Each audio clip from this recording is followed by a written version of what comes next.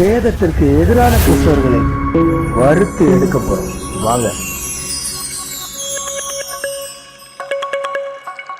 பாருங்க, சிற்றின்பங்களுக்குள்ளே சிக்கி ஒரு வாழ்க்கை நடத்துகிறார்கள்.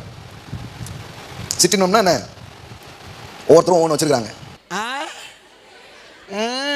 குடிகிராமத்தில் உள்ள ராக் ஜீசஸ் ஃபேமிலி சர்ச்சின் மதபோதகர் பாலசேகர் என்பவர் தனது மனைவியின் சகோதரியிடம் தகாத உறவு வைத்துள்ளதாகவும் அதனால் தங்கள் குடும்பத்திற்கு கடும் மன உளைச்சல் ஏற்பட்டுள்ளதாகவும் குறிப்பிட்டார். கொஞ்சம் லைட்டாக போட வேண்டியது இருக்கு பிரதர் அப்படிங்கிறாங்க, கொஞ்சம் அதையும் இதையும் பார்க்க வேண்டியது இருக்கு பிரதர் அப்படிங்கிறாங்க, கொஞ்சம் வேற மாதிரிலாம் இருக்குது பிரதர், என்ன பண்ணுறது அப்படிங்கிறாங்க. அப்போ இதெல்லாம் மக்கள் சிக்கி வாழ்றாங்க. நம்ம இவங்களெல்லாம் குற்றம் சாத்திக்கிட்டே இருக்கிறோம். நீ சரியில்லை, நீ ரொம்ப மோசம் அப்படி சொல்லிகிட்டே இருக்கிறோம். நான் சொல்கிறேன், அதுக்கு என்ன வழின்னா பேரின்பத்தை அவர்களுக்கு அறிமுகப்படுத்துவது.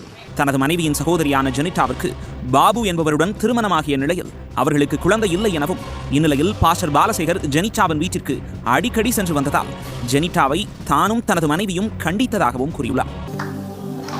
சிற்றின்பத்தை மேற்கொள்றதுக்கு ஒரு வழி இருக்குதுன்னா அவர்களுக்கு பேரின்பம் அல்லது பெரிய இன்பம் என்ன என்பதை சொல்லித் தருவதன் மூலமாகத்தான். அதனால வேதவசனம் சொல்கிறது, நிறைவானது வரும் பொழுது குறைவானது நம்ம குறைவானது ஒளிந்து போகட்டும், குறைவானது ஒளிந்து போகணும் சொல்லிட்டே இருக்கிறோம். ஒன்றும் ஒளிஞ்சு போன மாதிரி தெரியல, பெருகிட்டு தான் இருக்கு.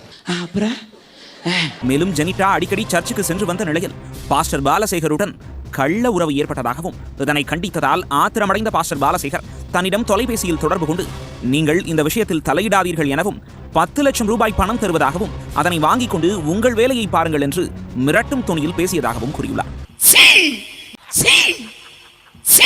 கர்த்தருடைய நன்மையை நல்லா சொல்லுங்க, கர்த்தருடைய நன்மையை காண்பேன். நல்லா சொல்லுங்க, கர்த்தருடைய நன்மையை காண்பேன். இப்படி கர்த்தருடைய நன்மையை காண்பேன் என்ற விசுவாசம் தான் ஒரு ஆளை பரிசுத்தமா வாழ வைக்கி.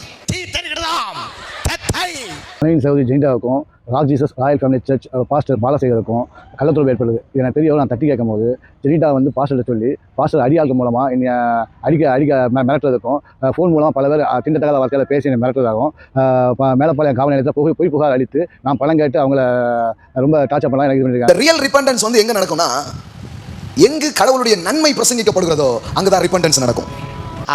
தற்போது பாஸ்டர் பாலசேகர் தனது மனைவியின் சகோதரி ஜெனிட்டாவுடன் நிரந்தரமாக வசித்து வருவதாகவும் அவர்களுக்கு 2 குழந்தைகள் உள்ளதாகவும் ஆரோக்கியராஜ் தெரிவித்துள்ளார். மேலும் கடந்த வாரம் தன் மீது பாஸ்டர் பாலசேகர் மேலப்பாளையம் காவல் நிலையத்தில் பொய் புகார் அளித்துள்ளதாகவும் தொடர்ந்து தன்னை மிரட்டி வரும் பாஸ்டர் பாலசேகரால் தனக்கும் தனது குடும்பத்திற்கும் ஆபத்து ஏற்பட்டுள்ளதாகவும் தெரிவித்துள்ளார். உங்களே அறியாம இதை கேட்டுக்கிட்டே இருங்க பாருங்களேன். இந்த நன்மையை கேட்டு இருந்தீங்கன்னா நீங்க எப்போ மாறினீங்கன்னே தெரியாது, திடீர்னு பார்ப்பீங்க மாற்றம் ஆச்சரியமா உங்க வாழ்க்கையில வந்துடும். It is effortless change. இப்படி கேட்க கேட்க அவரை பார்க்க எங்க போச்சுன்னே தெரியாது, அந்த பழக்கம் உங்களை விட்டு போயிருக்கும். நைட்டு மகன் பார்க்காம ஃபோனில் அசிங்கமான வார்த்தையை பேசி பாஸ்டர் ட்ரையலாக வைக்கிறாங்க மிரட்டுறாங்க. என்னால் இருக்கவே முடியல. பைபிள் போதனைகளில் வந்து எந்த ஜபத்துக்கு போன பிள்ளைக்கு 2 குழந்தை கூட எங்கேயுமே இது பண்ண கிடையாது. இதை மீறி ஒரு பாஸ்டர் வந்து பண்ணுறாரு. இந்த விஷயத்தில் வந்து நம்ம சர்ச்சுக்குள்ள போய் நோண்டி பார்த்தா பாஸ்டரோட பாலியல் சிங்கிள் என்னன்னு தெரியும் பார்த்துருங்க. இவங்க பண்ண டார்ச்சர் என்னால் வாழவே முடியாது. அவ்வளோ நைட்டு மாதிரி ஃபோன் டார்ச்சர், போலீஸ்லேருந்து ஃபோன் டார்ச்சர் பண்ணி ரொம்ப டார்ச்சர் பண்ணிட்டு இருக்காங்க. இதை வேண்டி தான் மாவட்ட வந்து நியாயம் கொண்டு